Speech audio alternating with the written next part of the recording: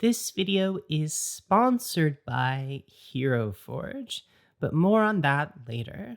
This week, we are going to be contrasting the big three single coat transparent miniature paints: Vallejo Xpress Color, Army Painter Speedpaints 2.0, and of course, Citadel Contrast Paints. Over the past year, I have been using these three paint lines pretty much interchangeably, and I've given my thoughts about all of these paints sort of all over the place in various videos throughout the year. However, it has been a while since I have directly compared these paints in a single video. So by popular demand, today we are going to do a head-to-head three-way comparison of these three paint lines, giving you my thoughts on each one, as well as painting up a few miniatures using the same basic colors from each paint line. But before we begin, as always, we must get into the disclosure zone. So really quickly, full disclosure, in 2022, I was paid a one-time fee by the Army Painter to help them develop the Speedpaint 2.0 line as a paint tester and as a consultant. So keep that in mind for the rest of this video. I may be a little bit biased, but I do want to be super clear that I don't receive any financial compensation for promoting any of these paint lines. However, I am being paid to promote this video's sponsor, Hero Forge, and their extremely exciting Black Friday and Cyber Monday sale. Check out the link down in the description for more. A brief history of single coat transparent paints. Citadel contrast paints were released a few years ago now at this point, and when they were first released, I remember they caused quite a ruckus in the community. They were marketed as a single coat painting solution to be applied over a white or zenithal base coat to give you some built-in shadows and highlights. At the time, I remember some people loved them, some people really hated them, and most people fell somewhere in between. Fast forward to 2022 and the release of the first wave of Army Painter Speed Paints, the first real competitor to the contrast paint line. These paints, while having a smaller color selection than contrast paints, did have some interesting self-leveling qualities. And in addition to this, they were almost half the price of contrast paints, which I remember at the time was a huge deal for a lot of us. However, that first line of speed paints did have one major weakness: reactivation. Which, without taking up too much of your time here, basically means that the paints would sometimes reactivate when exposed to water or water-based paints after they had already dried. There were of course ways around this, with some people, including myself, even finding ways to use this to make interesting blends on the surface of the model, but it seemed like the majority of people just wanted a contrast-like paint that wouldn't reactivate on their models and that they could layer on top of. Early in 2022, the demand for contrast alternatives really heated up as Rob the Honest Wargamer released his original Slapchop video, and whether you like the term Slapchop or not, you have to admit it is a process and a term which has really blown up in our community and is still popular today. And finally, in early 2023, we finally started to see some competition in the market of single coat transparent paints as Speedpaints 2.0 were released, right alongside Vallejo's new paint line, Vallejo Xpress Color. Speedpaint 2.0 boasted a huge range of colors, including Speedpaint Pastels, Speedpaint Metallics, as well as fixing the reactivation problem. Meanwhile, Vallejo released Vallejo Xpress Color, which, while it did have a smaller range of colors, a lot of people seemed to quite like them as the colors were all quite vibrant. And that brings us to now, pretty much, near the end of 2023. All three paint lines continue to be on the market, and I find myself using all of them quite a lot interchangeably. However, each one does have strengths and weaknesses, and that's what we're going to be digging into for the rest of this video. I'm going to take a few miniatures, give them the same undercoat, and then try to paint them in a very similar way with very similar colors from each paint line. But before we do that, I would like to tell you just a little bit about the miniatures that you have been seeing me paint in this video, as well as this video's sponsor, Hero Forge. And I'll be honest, Hero Forge has been around for a while now, and I feel like I'm constantly on the cusp of wanting to test out what they have to offer. And essentially what they offer is fully customizable miniatures with thousands of parts to choose from. Their easy-to-use design tool lets you build your perfect miniature online using a fully 3D, in-depth character creator right in your web browser. This tool is fully free to use online, so you can mess around with it whenever you want, and it basically works just like a video game character creator screen. The only difference being that once you are done, you can click on the buy button and have your miniature printed for you and sent to your home. There are several different options for 3D printing, including color printing if you don't feel like painting your miniatures, as well as their new and improved premium plastic option, which is what I'm using for the miniatures that I'm painting in this video today. And you also have the option to just buy the STL file if you have a 3D printer at home. Like I said already, Hero Forge has been around for a while now, and they are constantly improving their services, adding tons of new options for what kinds of characters you can build on a regular basis, as well as different poses, options like their brand new face customizer, which I quite like. Right now, Hero Forge is offering a massive sale for both Black Friday and Cyber Monday, including up to 20% off on physical miniatures and up to 50% off on digital miniatures. So if you've ever wanted some custom miniatures, either for yourself, your gaming group, or a loved one, why not check out Hero Forge today? I provided a link down in the description to their site, and if you're curious, the specific figures that we are painting today were designed by our wonderful patrons over on the Dana Howell Patreon.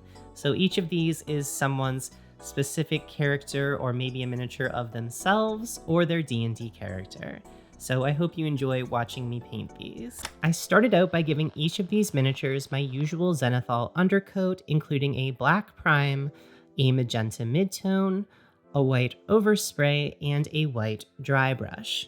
So all of these are starting from the same base coat, and I'm going to paint each one to the best of my ability in sets of 3. With 2 of these miniatures, I'm only going to use contrast paint. On another 2, I'm only going to use Speedpaint 2.0, and on another 2, I'm only going to use Vallejo Xpress color. And so, base coating models with all 3 of these paint lines was a pretty similar process.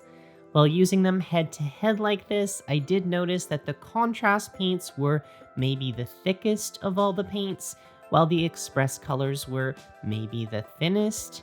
And to be honest, I found that all 3 paint lines performed about the same, with the 2 standout models not being ones from the same paint line, but instead just being the ones with the most textured areas, as you would expect using these types of paints. One thing I did notice this time around that I hadn't noticed before was that the Xpress color range does seem to lack a bit in terms of the shadows on some of the colors, specifically the green and yellow colors that I use, when compared to their contrast and speed paint equivalents. With all 3 paint lines, I was able to find pretty much any color I needed, with the exception of Xpress color, where I noticed that a few standard colors that I like to use were missing, although it was pretty easy to achieve those colors quickly, usually by just thinning down some of the existing colors. And for me personally, I don't really mind if I have to thin or mix my own colors if it means I can buy less paints. So again, not a huge issue. But if you're curious, the main paints that I felt were missing for me in the Xpress color range were just more desaturated colors like different browns, tan or khaki maybe, and definitely a warmer black. But for pretty much everything else, I feel like they covered the main bases of colors that I would typically use, and all the colors they do have are super rich and saturated, which is impressive for such a small paint line. So in summary, here are my thoughts on the various paints. Contrast paints are still the industry standard, with very few weak points in my mind. Some people might dislike that they still come in those Citadel pots, but personally, while I was using all 3 of these paint lines together this week, I was reminded that unlike most acrylic paints, I actually enjoy having these type of contrast paints in these pots. It's nice to just be able to pop one of these open and start painting without having to put them on a palette, and I find that with the other 2 paint lines, I do end up wasting quite a bit of the paint on the palette. So while contrast paints are good, they're vibrant, they're fun to use, the huge weakness that they still have and will probably continue to have with inflation is the price point. As at least here in Canada, each 18 milliliter pot of contrast paint costs about $8 Canadian. Meanwhile, Speedpaint 2.0 can do almost everything that contrast paint can do, but for around $3 Canadian less than contrast paints. Sometimes even less than that if you're buying them in the bigger sets, which give you a bit of a discount. Speedpaint 2.0 also has the advantage of having 89 colors, including all of the metallics, the pastels, versus contrast paints, 61 colors. So they have the advantage there as well. The biggest weakness of Speedpaint 2.0, in my opinion, is that they perhaps dry or cure a little bit faster than I would like, making them a little bit harder to blend with than the other two paint lines. But I think for most users of these paints, I don't think that's going to be a huge issue. I think what most people use these for is just a base coat, and then you add some highlights on top of that. So they work great for that. Finally, let's talk about Vallejo Express Color.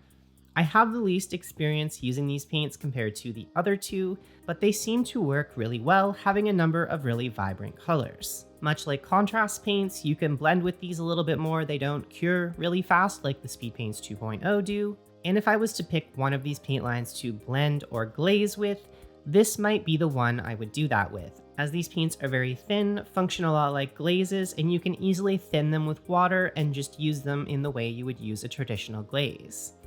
The biggest weakness of this paint line that I can find is that with some colors, not all of them, the built-in shadows feature that we've come to expect from these paints is not quite as intense as I would like it to be compared to the other paint lines.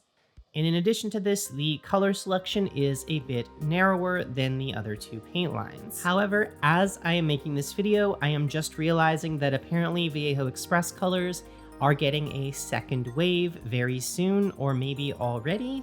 They're definitely not available in Canada at any of my stores yet, but I have seen listings for new colors online. This second wave will greatly increase the variety, bringing the total amount of Express colors up to 59 different ones, including several that are being called intense colors. This is a totally uneducated guess because I just found out about this today while I'm recording this video, but maybe the intense colors have deeper shadows and maybe it's a response to that. If so, I'm really excited to try those out, and I'll be excited to try them out regardless. So that's about it for today. I'm a big fan of all of these paints. I have fun using them. This is a fun painting style to do. I hope you enjoyed my overview of all three of these paint lines, and make sure to let me know down in the comments which of these paint lines you'd like to see me do more of a deep dive into, or which other paint lines you would like to see me compare to these ones. I still haven't had the time to do anything like my big skink comparison videos like I used to do, and I'm sorry for that, but those videos just take a lot of time and resources. So maybe one day I will get around to it. But for now, I hope a shorter, more concise video like this is still helpful to you. Thank you to Hero Forge for sponsoring this video. Make sure to check out the link down in the description for their sale, which is ending very soon as of the launch of this video. And thank you, as always, to all of our wonderful, generous patrons for supporting this channel. I would not be able to do this without you, so I really appreciate it. And with that, I will see you all in the next video.